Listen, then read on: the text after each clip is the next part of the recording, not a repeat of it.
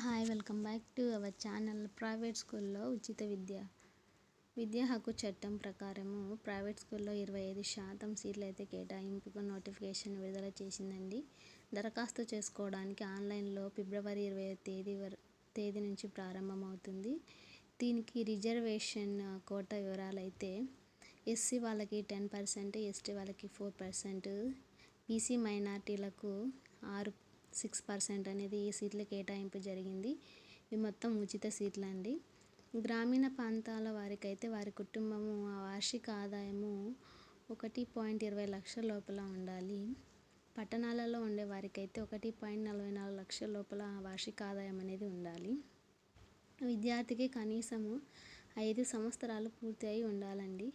అలాగే స్టేట్ సిలబస్కి వచ్చేసి జూన్ 2, 20 నుంచి మే 31, 21 మధ్య జన్మించి ఉండాలి. సిబిఎస్ సిలబస్ వచ్చేసి ఏప్రిల్ 1, 2020 నుంచి మార్చి 31, 2021 మధ్య జన్మించి ఉండాలి.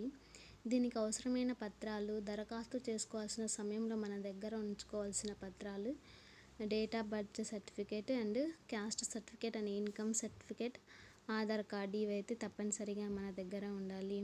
ఈ వీడియో మీకు ఇన్ఫర్మేటివ్ అయితే ప్లీజ్ సబ్స్క్రైబ్.